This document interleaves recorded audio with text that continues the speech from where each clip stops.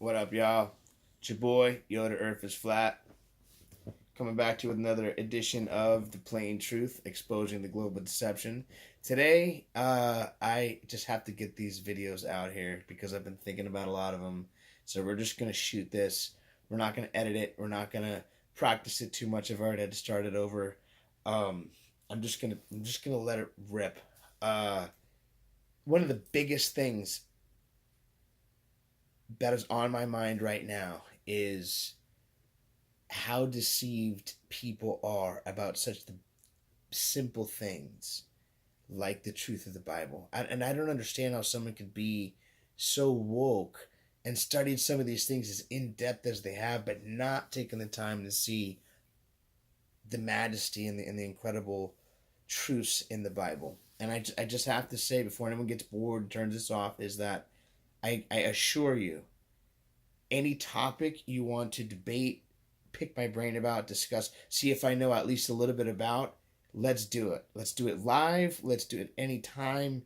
I've been at this for decades. This certification is an ACE certification, American Council on Exercise, from 2001.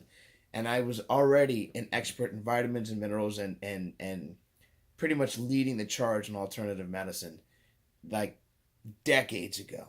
Decades ago. So, um, I've had a lot of mentors over the years, not just within, you know, the fitness industry, the nutrition, certified nutrition to, alternative medicine, but martial arts, um, different theologians and pastors that I've studied under. One thing that I know that we do as teachers, me being a truther, me being a personal trainer, me being certified in nutrition, me being an expert in vitamins and supplements, being a health advisor for Life Extension. Look them up if you know who they are. Typically requires a 4-year degree. Um, One thing that we do is we repeat. Teachers repeat because that's how you get it. It's through repetition, especially sports. But whether it's arithmetic or learning how to read or how to spell and how to memorize your things for your test. Repetition is what drives it home, and um, as teachers, we want to let you know, like if you're mentioning something a number of times, there's a reason for it. It means like get your highlighter out. It's not for my health, and it's the same thing with the Bible. And so let's get to the point at hand, because I can tend to say things over and be long-winded. The story of Jesus Christ predates the all of the other rising sun myths. Is full of prophecy, zero contradictions, and is magical in so many ways that I could make videos for days, weeks. I mean, there's just so much. And rather than make them perfect, I just got to get this out here.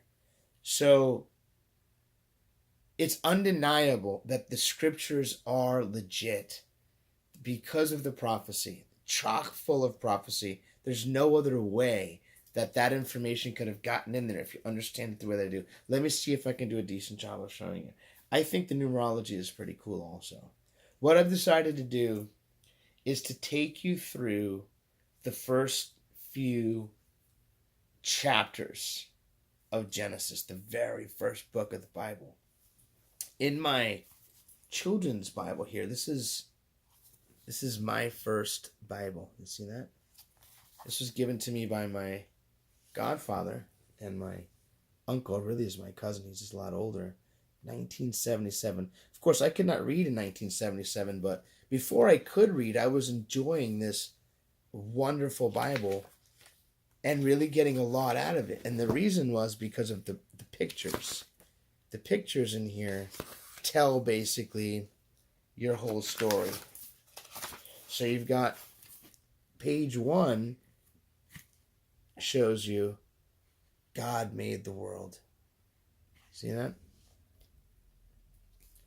And then you got page 2, he made Adam and Eve. See?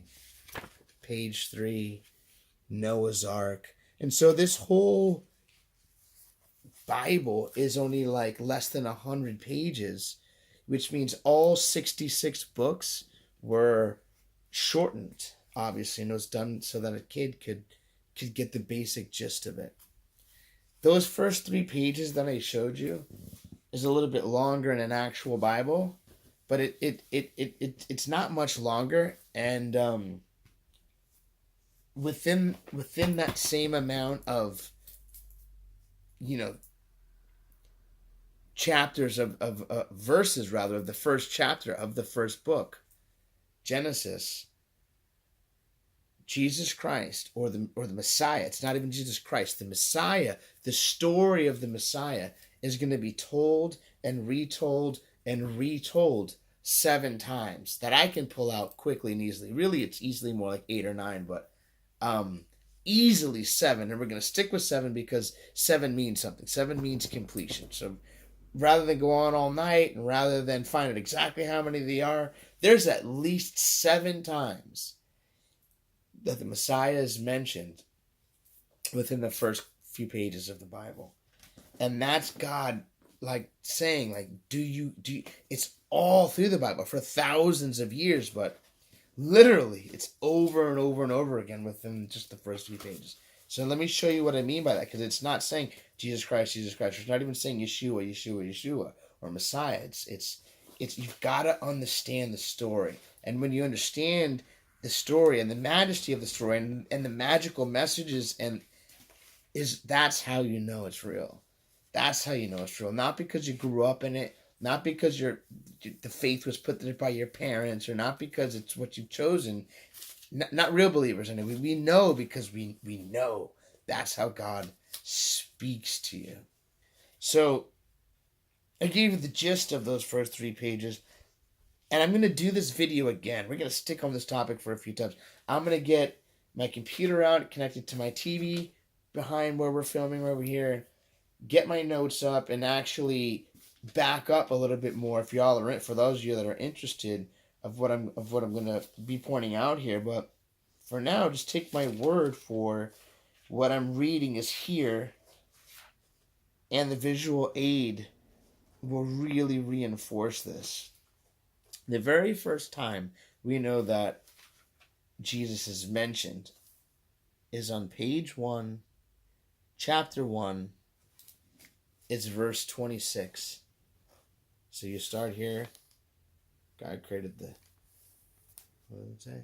In the beginning, God created the heavens and the earth, and it goes on. You go to this page over here, you get to verse 26, and it says, "Then God said, let us make man in our image, according to our likeness, and let them have dominion over the fish in the sea and the birds in the air." So the interesting thing about that, and I don't know if you're going to be able to see it, but it's us,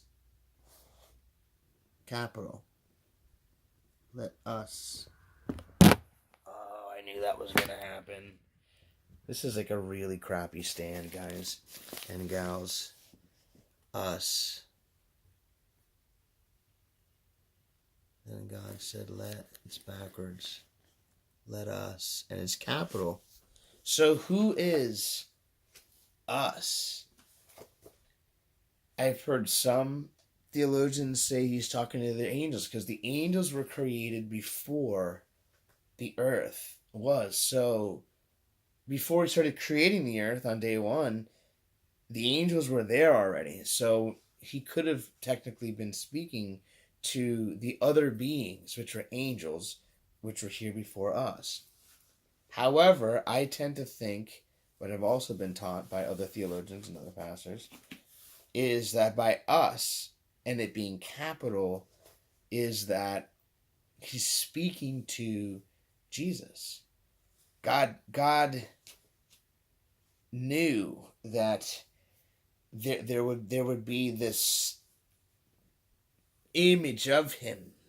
He wanted an image of him. Put it this way, God in his totality, I feel, and I feel many will agree, is more than we're supposed to comprehend.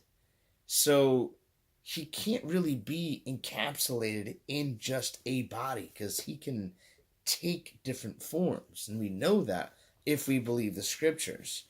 And if you don't believe the scriptures and he's this thing that you don't quite understand yet and describe, then he's more than we can understand. But whether it was in his infinite wisdom that he wanted to have this Jesus character for our benefit or for his own pleasure or both, that he wanted to have this image, it doesn't matter, because guess what? It's what he did. It's what is. He's the creator. It's his rules. That's if there is a creator, and I'm here to provide evidence that there is, because he left it for us in his word. So the first time it's mentioned is when he says, "Let us make man in our image." And so God gave himself an image, and we are in fact made in that image. The first time that Jesus is mentioned. But let's just put a pin in that and keep going. Because it's not all that in your face. You would skip right over that. And you'd say, so God created man in his own image, and in the image of God he created him, male and female.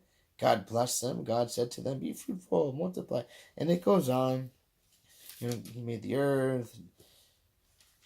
Flip the page, he's still making things. And the Garden of Eden. He puts the man and the woman in the Garden of Eden. Now you have the temptation. The serpent is mentioned. It goes on. And right here in chapter 3,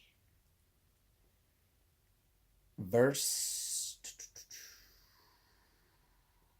9.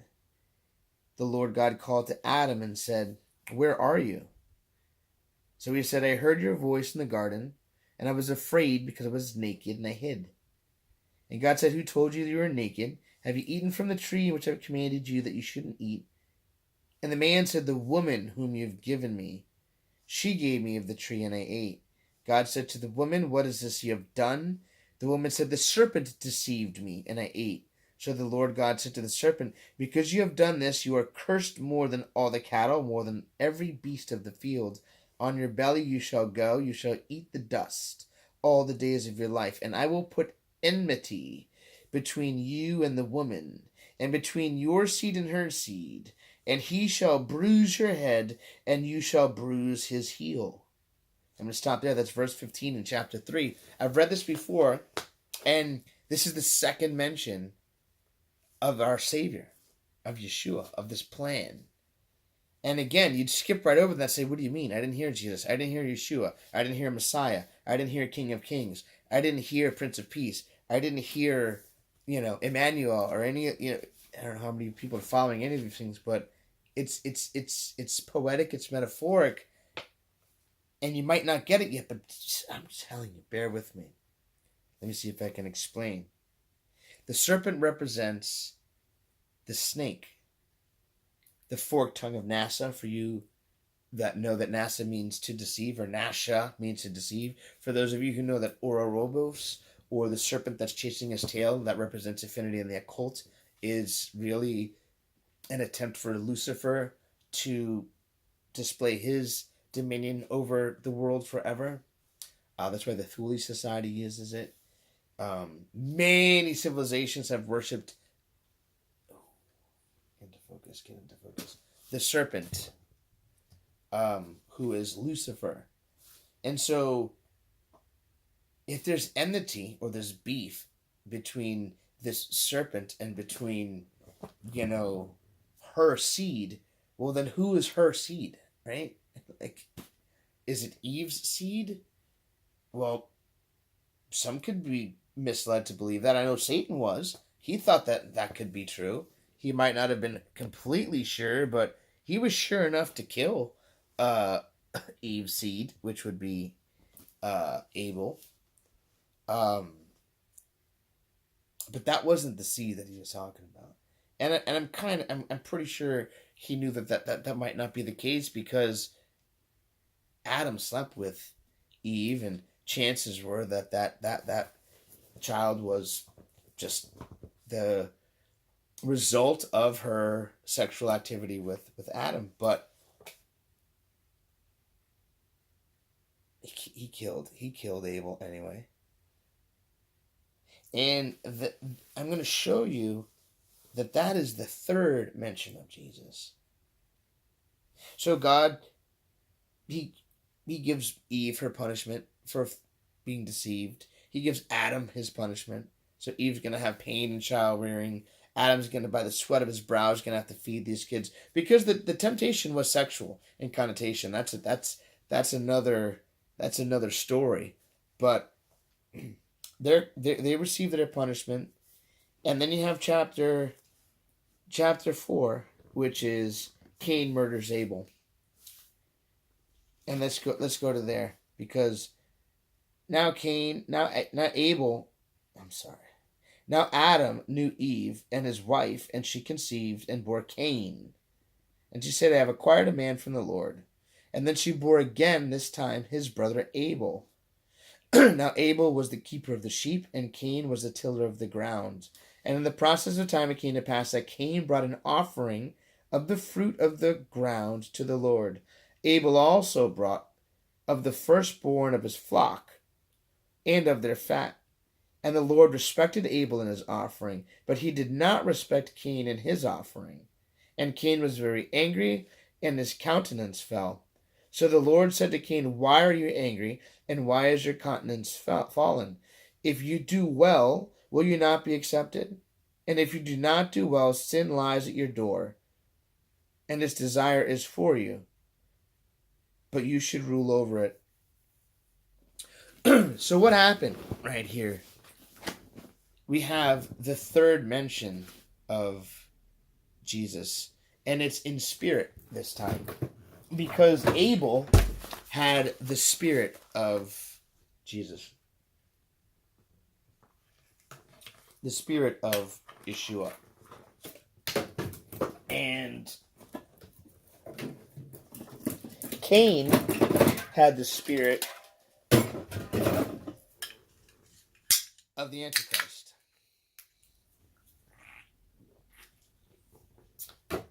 And again, it's late. I'm not the most organized in my thoughts here. I've not had time to practice. I don't get paid for this, but I do feel passionately and really want to try to convey this, and make it simple, because I see it so plainly. But Cain brought an offering that was not accepted. Abel brought an offering that was accepted. And I've heard this discussed by a lot of atheists, agnostics, Bible rejectors, just people who don't get it. Like, well, what kind of God is this? And, well, who is he to like Abel's gift and not Cain's? And, oh, God, he's picky. Or God, they just don't. They have the spirit of Antichrist. They have the spirit of Cain. And it could be because of anger. It could be because of demonic possession. It could just be because, their heart is still hardened, and they haven't been reached yet. And it's the reason why myself, others need to go out and share their testimony and share the gospel and their hearts and minister. I mean, that's what we're all called to do, whether we feel organized to do it or not, whether we think we're good at it or not. The only way to get better and better is to do it, and we help each other to get better. So hey, anyone that wants to give me some constructive criticism, it's all welcomed. Those of you challenge the things that I'm preaching here, no problem with that either. What I'm here to tell you is that these are not my opinions. Also, this is a lot. This is all stuff that I've heard back from numerous pastors, and we kind of sharpen each other's swords here.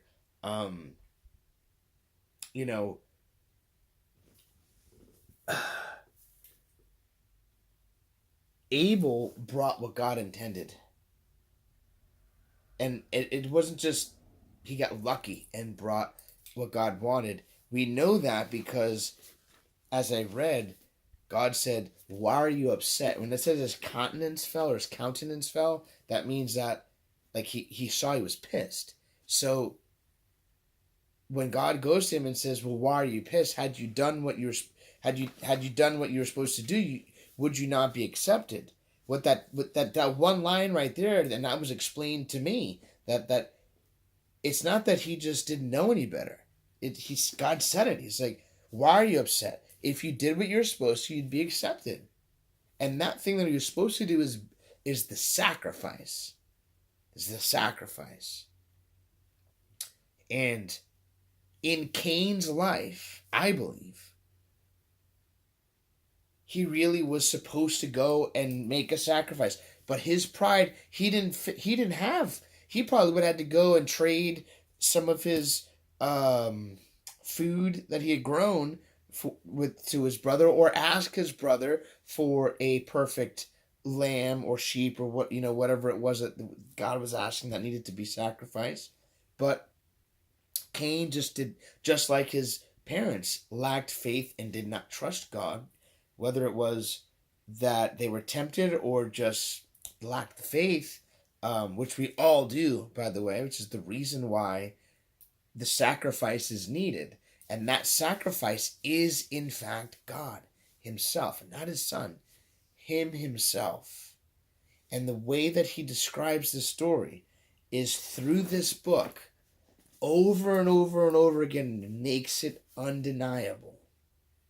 So for Cain, the fact that he didn't understand this and he brought the fruits and vegetables is similar to those that don't understand that them being vegan and them trying to save the animals is not going to make them good people. It's certainly not going to make them blameless. It's certainly not going to make God forgive them for all the animals they've eaten, or all of the lies and sex and fornication and every other sinful bad thing in the eyes of God, that we all have done. So the only thing that is going to do that is the blood of the lamb, is God's plan. And you might not like the plan. Cain didn't like the plan, but listen, it's the only plan that's going to put you back in reunion with God. And you could say, well, who says? And God says, because he's the creator and he makes the rules. And again, it's not just my opinion. It's I'm a scholar and I've been studying things, and I know how to study, and I know the schools are run by the satanic systems. And I've known that my entire life. I've been chosen to do this. I have a gift, which is the gift of discernment. I've also just learned how to dissect information and, look for facts and evidence and make informed decisions and use my own head. And, and so I'm trying to get you to do that a little bit yourself here. God is giving you all the information you need. You just need to receive it and trust him. That if you read into this book, you will see the word is God. God is the word. All the information to get home is right here. So Jesus has been mentioned 3 times already. And it's not just the spirit of Jesus by Abel being submissive to God and doing what he wants, but it's actually the fact that it is this sacrifice, because Jesus is the sacrifice. Let me read that again real quick. In the process of time it came to pass that Cain brought an offering of the fruit of the ground to the Lord. Abel brought also the firstborn of his flock and their fat, and the Lord respected Abel and his offering, but he did not respect Cain and his offering. And Cain was very angry, and his countenance fell. So when he brought the first of his flock and its fat, what that means is it was a sacrifice. And again, that's why it misses. A lot of people miss it. The sacrifice is Jesus Christ. God is saying, what I require, what you need to bring me is the sacrifice. And Cain did not bring the proper sacrifice. And so he is not accepted. He's out. You got to do it God's way. You have to. There is no other way. even if he loves you, even if he wants you to, even if he goes to you and he's like, hey, you got to do it my way. If you refuse to do it your way, it's just as if your parents are like, listen, it's my way or the highway. You can be in by midnight, or you might as well just stay out. I don't know if you had parents like that. There should be more parents like that, I think. But uh, my way or the highway type of thing. That's what's going on here, and that's what he did to Cain. He put a mark on Cain. He sent him out. By the way, Cain represents the Antichrist spirit, and in fact, I believe he was the first incarnation of Cain. For in fact, when he curses Cain for killing his brother a little bit later, and he casts him out, Cain says, "My punishment is too great. Anyone who finds me will kill me." And God says, "No, he won't, because I'm going to put a mark on you. Anyone that kills you will be avenged 7 times over." So God put a mark on Cain. Who else has a mark? The beast has a mark. The mark of the beast, right? The Bible also says that Satan was a liar and a murderer from the beginning. Well, where's the beginning? I'm reading at the beginning. This is the beginning. Genesis means the origin point, or the beginning. So, in the beginning, or the book that is the beginning, who is the murderer in that story? The murderer is Cain, because he killed his brother Abel. Because he was pissed that Abel's offering was accepted. His brother's offering was accepted. And it gets a little bit deeper than that, because really Cain was so taken by the Antichrist spirit that the Antichrist used him to carry out his will. The devil did, which was to murder his brother Abel, because he wasn't quite certain if that was the seed that was going to try to kill him. So he wanted to get to him first. Remember, that's where I said the first mention was, where the serpent was the first mention of the devil who tricked, Adam and Eve. Where he says, oh, well, I'm going to put beef between your seed and hers. Hers, well, could have been Eve's, because he had just tricked Eve, but it wasn't Eve. He was talking about another woman, which would be Mary, thousands and thousands of years in the future. But just to make sure, the devil made sure that Abel was killed. And that was the very first incarnation of the devil. The devil totally had taken Cain. Was Cain possibly even? We'll save that for another video, but the first sin was sexual in connotation. And either the serpent was there physically, or Satan was there as an angel, and they just saves the serpent because it's this phallic region being represented. But whether it was just in Eve's head that he was able to manipulate and violate her through getting her to sleep with Adam and touch his snake, one way or another, I feel it's quite possible that she was impregnated by both Adam and the devil, either supernaturally through, a spiritual type of action, and or he physically did somehow manifest as a angelic being or even a snake. But I want to say it's a phallic representation, that she got pregnant from 2 men, or 1 angel man, and Adam, and Abel was the child of Adam, and Cain was the child of Lucifer, the serpent, the devil. And that's why we have this 2 bloodlines of God or Adam, the good spirit of Christ's bloodline, and the spirit of the Antichrist or the adversary. And so that's more on that on future videos.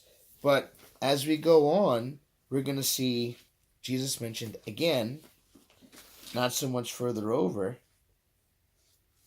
right? Cain murders Abel, talks about Adam's family a little bit. Cain gets sent away. There's wickedness in the world. Noah pleases God. There's Noah and his family. Chapter 7 is the flood. Then the Lord said to Noah, "Come into the ark, you and your household, because I have seen that you are righteous before me in this generation. Take with you 7 of each clean animal, male and his female, 2 of each animal that are unclean, a male and his female, also 7 of each bird of the air." So he's giving them these instructions. There's numbers involved. We're going to save that for something else, but 7 is a very important number. And so, according to the kinds, he's collecting all the animals for the boat. And for the sake of time, because we've been at it 30, that was 30 minutes and 33 seconds. That's kind of cool for those of you that know. This story now of Noah, we're in chapter 7 in the first book, which is Genesis. First book, chapter 7, is about Noah and the ark, obviously. And this story is yet another description of the plan of God, which is to save the world through himself, which is Jesus Christ. And this time, Jesus is not being represented as the sacrifice, but rather just the vessel of... Sorry, now we're having focus issues, guys, but we're going to just let this video ride. He's the vessel for salvation. So, again, we have Noah, who I guess in this case would be kind of like John the Baptist, which I like to identify. That's one of my aliases, the second John. My middle name is John, so it's like my second name. But there was John, who paved the way for the Messiah the first time he came, and now we know he's coming again. So, I'm the second John. We're paving the way for the Messiah.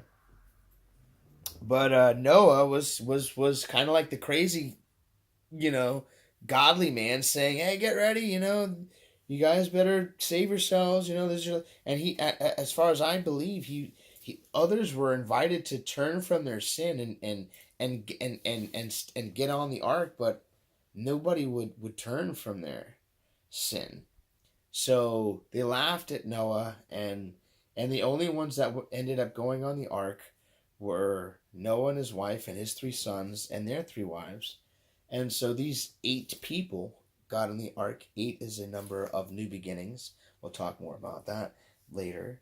But the ark is, in fact, Jesus, that everybody laughed at. They laughed at, this vessel. Why are you building this huge boat? What's going? And so they laughed at the need for this vessel, just like people laugh at, needing the blood of the Lamb, or the blood of Christ, or the story being, supernatural, or the book being supernatural, being anything more than a fable, or another tool of control by the powers that be. But Noah's ark is yet another, the 4th mention of God's plan for the salvation of the world. And there's so much more to each story. The reason for the flood is to get rid of the abominations, the other results of sexual perversion, and the result of that, which would be genetic anomalies. The giants and the half-breed, fallen angel human half-breeds, and the animals that they mated with, which made your centaurs and your minotaurs, your half human, half animals. These giants, these cannibalistic giants, and crazy plants and animals that inspired your Jack and the Beanstalk, your Titans, your Perseus and Hercules, and all of these myths, the dragons, man-eating plants. All of these things really did exist, and it was the reason for the flood, to get rid of the majority of that wicked genetic material that was out there. And he made certain adjustments to our genes, and also the atmosphere, that being primarily, if you study these things and follow me and others that I followed, the oxygen that was in our atmosphere, and also a snip in our genetic code, which basically just made us go from living to be about 1,000 to about 100. And again, that's done basically through oxygen and through something that was just done in our genetic code. Very simple if you're someone like God who created us. But let's get back to it so we don't run out of time. They get on the boat, obviously, the 8 of them, and it rains for 40 days and 40 nights. Again, there's a lot behind the numbers and the numerology. But after the 40 days and the 40 nights,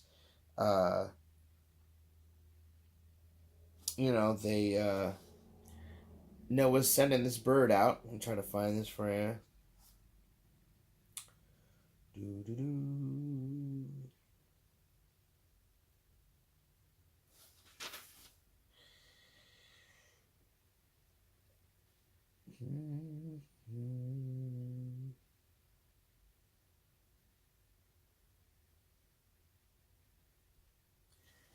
The dove. Here we go. So the end of 40 days, Noah opened the window of the ark which he had made. He sent out a raven, which kept going to and fro until the waters had dried up from the earth. He also sent out from himself a dove to see if the waters had receded from the face of the ground. But the dove found no resting place for the sole of her foot, and she returned to the ark. For the waters were in the face of the whole earth. So he put out his hand and he took her and he drew her into the ark. And he waited yet another 7 days, and again he sent out the dove from the ark. And the dove came to him in the evening, and behold, freshly plucked olive leaf was in her mouth. And Noah knew that the waters had receded from the earth. So he waited yet another 7 days and sent out the dove, which did not return again to him any more. And it came to pass that in 600th year, and it goes on to tell you the time where they got off of this boat. And that's important for other stories because we have actual dates that are important. And the fact that certain things were put in there that doesn't make sense. Why was that in there? Like all of these names of certain genealogies, how long they lived. If some of those names were not in there, we wouldn't have the complete timeline. And so they're there for a reason. And then there's other things to mark those timelines later on, so we don't need every single name anymore. And so you don't see all of these names anymore to track the timeline. So and all these things only make sense after many minds study it for millenniums. Actually, we're still finding these crazy codes and things. This is God's signature. This is God's signature. So here I'm going to show you, this is the 5th time that the Spirit of Jesus Christ is being mentioned. Subtly. Only for those that can pick up on it. And again, I've read this since I was able to read. Over and over and over and over and over and over, and heard it in Bible study and Sunday schools and over and over again. And didn't really get it until the right person brought it to my attention. I looked at it myself and it kind of started to make sense, and these things start to resonate. But the raven, the first bird that he sent out. So it came to pass at the end of 40 days, Noah